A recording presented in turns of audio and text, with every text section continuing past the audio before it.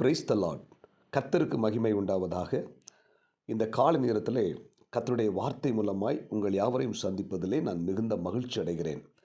எபிரெயர் புத்தகம் 11ஆம் அதிகாரம் 1ஆம் வசனம், விசுவாசமானது நம்பப்படுகிறவற்றின் உறுதியும் காணப்படாதவற்றின் நிச்சயமாயிருக்கிறது, அதனாலே முன்னோர்கள் நற்சாட்சி பெற்றார்கள் என்று எழுதப்பட்டிருக்கிறது. இந்த எபிரெயர் 11ஆம் அதிகாரத்தில் பார்த்தீங்கன்னா விசுவாச வீரர்களுடைய பட்டியல் அங்கே இருக்கிறது.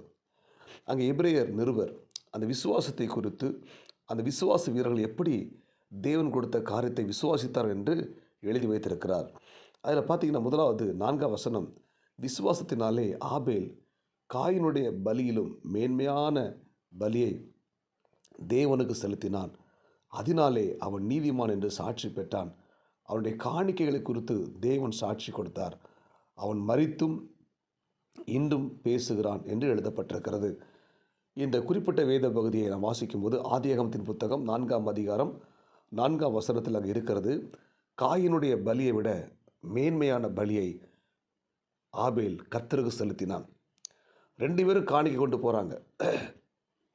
அதில் ஒருவனுடைய காணிக்கையை தேவன் அங்கீகரித்தார், இன்னொருவனுடைய காணிக்கையை தேவன் அங்கீகரிக்கவில்லை. ஆபேலுடைய காணிக்கையை தேவன் அங்கீகரித்தார், காயினுடைய காணிக்கையை அங்கீகரிக்கவில்லை. அந்த 2 பேரும் கொடுக்குற காணிக்கையில் ஒரு பெரிய ஒரு வித்தியாசம் இருந்துச்சு. ஆபேல் என்ன செய்கிறான், மந்தையில் கொழுமையானது முதல் தரமான பெஸ்ட்டான ஒரு பலியை தேவனுக்கு கொடுக்கிறான். ஆனால் காயினோ அவன் நிலத்தில் விளைந்த கனிகளில் சிலவற்றை, காய் கனிகளில் சிலவற்றை கர்த்தரை கொண்டு காணிக்க வைக்கிறான். இந்த 2 பேரும் காணிக்க வைக்கிறாங்க. ஆனால் ஆண்டவர் ஆபேலுடைய காணிக்கையை மட்டும் அங்கீகரித்தார், காயினுடைய காணிக்கையை தேவன் அங்கீகரிக்கவில்லை. சற்று நாம் ஆழ்ந்து பார்ப்போமானால், இந்த ஆபேலுக்கும் காயினும் ஆதாமுடைய பிள்ளைகள். இவங்க 2 பேரும் ஆதாம் ஏவாளும் தோட்டத்தை விட்டு வெளியே வரும்பொழுது தன்னுடைய பிள்ளைகளுக்கு கர்த்தரை குறித்ததான ஒரு அறிவை இவங்க புகட்டியிருப்பார்கள்.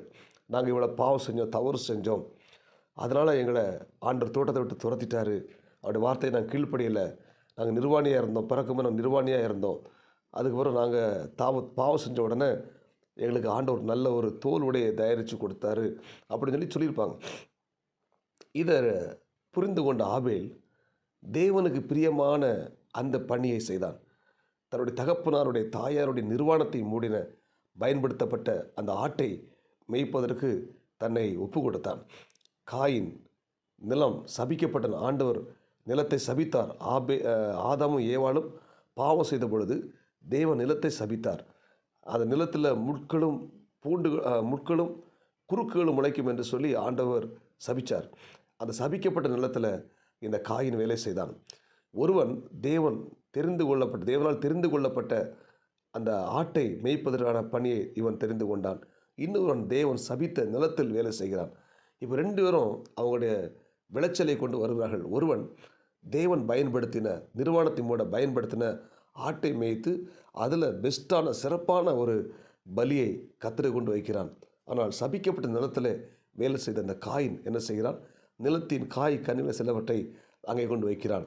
இப்போ தேவன் 2 பேருடைய காணிக்கை பார்க்கும்போது ஒருவனுடைய காணிக்கை மற்றவனுடைய காணிக்கை விட மேன்மையாக இருந்தது. அது ஆபேலுடைய காணிக்கை.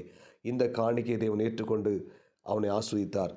ஆனால் இந்த காயினுடைய முகநாடி வேறுபட்டு தேவன் என்னுடைய காணிக்கை அங்கீகரிக்கவில்லை என்று சொல்லி அவனை கொன்று போட்டான். கொன்று போட்ட பிற்பாடு அந்த ஆபேலுக்காக தேவன் இறங்கி வந்து, காயின், ஆபேல் எங்கே என்று கேட்கிறார். அவன் சொல்லுகிறான், என் சகோதரனுக்கு நான் காவலாளியோ என்று கேட்கிறான். அப்போ ஆண்டவர் சொல்கிறாரு, அவன் இரத்தம் என்னை நோக்கி கூப்பிடுகிறது. அல்லேலூயா. அங்கே சொல்லப்பட்டு அவன் மரித்தும் இன்னும் பேசுகிறான். அன்புக்குரிய தேவனுடைய பிள்ளைகளே, நாம் ஆண்டவருக்காக செய்யப்படுகிற ஒவ்வொரு காரியத்தையும் தேவன் பார்த்து கொண்டிருக்கிறார்.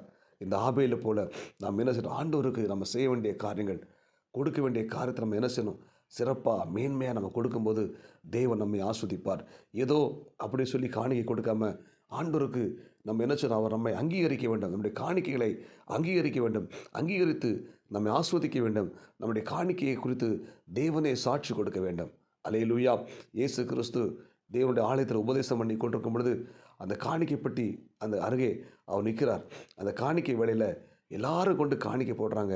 ஆனால் அங்கே இருந்த ஒரு ஏழை விதவை 2 காசு காணிக்கை போடுறார். மற்றவங்க எல்லாரும் தன்னிடத்தில் இருக்கிறதுல ஒரு பகுதியை போட்டாங்க. இவா தனக்கு அடுத்த நேரம் உணவுக்கு வைத்திருந்த அந்த 2 காசையும் முழுமையும் ஆண்டவர் அந்த காணிக்கை பெட்டியில போட்டான். இப்போ ஆண்டவர் கேட்குறாரு, இவங்க இவங்க எல்லாரையும் யார் அதிகமாக காணிக்கை போட்டா என்று சொல்லி கேட்கும்போது, அங்கே இருக்கிற எல்லாரும் அவங்க போட்டாங்க, இவங்க போட்டான்னு சொல்லியிருப்பாங்க. ஆனால் ஏசு சொல்றாரு, இந்த ஏழை விதவை மட்டும் தான் அதிகமாக போட்டேன். மற்ற எல்லாரையும் காட்டிலும் அதிகமாக போட்டேன். ஏன்னா, அடுத்த நேரம் சாப்பாட்டுக்கு வைத்திருந்த எல்லாவற்றையும் ஆண்டவருக்கு போட்டா. அது ஒரு சின்ன அமௌண்ட்டாக இருக்கலாம்.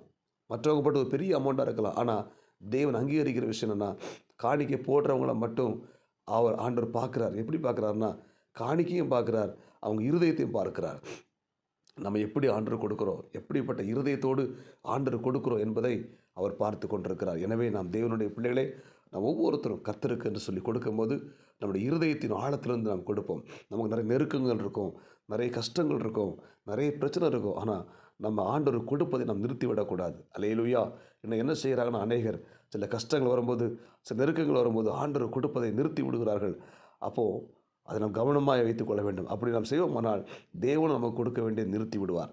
அல்லேலூயா! நம்ம ஆண்டவருக்கு உண்மையாக கொடுப்போமானால், ஊழியங்களுக்கு உற்சாகமாக கொடுப்போமானால், நிச்சயமாக நம்மை ஆண்டவர் ஆசீர்வதித்து நம்ம கொடுக்கிற காணிக்கையை தேவன் பிரியப்படுகிறார், அங்கீகரிக்கிறார். அந்த காணிக்கையை ஏற்றுக்கொண்டு அந்த காணிக்கை கொடுக்கிற பிள்ளைகளுடைய இருதயத்தை பார்த்து ஆண்டவர் ஒவ்வொரு நாளும் அவர்களை ஆஸ்வதிக்கிறார். எப்படி அந்த ஆபேலை ஆஸ்வதித்தாரோ, ஆபேலுக்காக இறங்கி வந்தாரோ, ஆபேலை குறித்து சாட்சி கொடுத்தாரோ, ஆபேலுக்காக ஆண்டவர் காயனுக்கு தண்டனை கொடுத்தாரோ, அதே போல் கத்தர்கை கொடுக்கும்போது நம் சார்பில் இருந்து நம்மை தேவன் ஆஸ்வதித்து உயர்த்த வல்லமுள்ளவராக இருக்கிறார். எனவே நாம் உற்சாகமாய் தேவனுக்கு கொடுப்போம். தேவன் நம்முடைய காணிக்கை அங்கீகரிக்க வேண்டும். அல்லேலூயா! அப்படிப்பட்ட ஒரு இருதயத்தோடு கொடுப்போம். கர்த்தர் பெரிய காரியம் செய்வதாக. ஜெபிப்போமா? பரலோக தேவனே, இந்த காலை வேளை இறைவார்த்தை கேட்ட ஒவ்வொரு தேவனுடைய பிள்ளைகளுக்காய் ஸ்தோத்திரம் பண்ணி ஜெபிக்கிறோம் ஆண்டவரே. அப்பா, அந்த காலை நேரத்தில் ஆண்டவரே, இந்த காயின் கொடுத்த காணிக்கை தேவன் அங்கீகரிக்கல ஆண்டவரே. ஆபேல் கொடுத்த காணிக்கை அங்கீகரித்தீங்கப்பா. அவன் ஆண்டவரே காயினை விட மேன்மையான பலியை செலுத்தினான் ஆண்டவரே. நாங்களும் ஒவ்வொருத்தரும் ஆண்டவரே காணிக்கையில கொடுக்கும்போது ஆண்டவருக்கு பிரியமாக ஆண்டவரே உண்மையாய் கொடுக்க உதவி செய்வீராக. ஆண்டவரே, நாங்கள் உற்சாகமே கொடுக்க உதவி செய்வீராக. இந்த இறைவார்த்தை கேட்ட எல்லாரையும் ஆஸ்வதிங்க. இந்த நாளுக்குரிய கிருபை கொடுங்க. இயேசுவின் நாமத்தில் ஜெபிக்கிறோம் நல்ல பிதாவே, ஆமேன். God bless you. உங்கள் யாவரையும் கர்த்தர் ஆஸ்வதிப்பாராக. இந்த நாள் உங்களுக்கு இனிமையை அமையட்டும். கர்த்தர் உண்டு பண்ணின நாள், இதிலே மகிழ்ந்திருப்போம். ஆமேன்.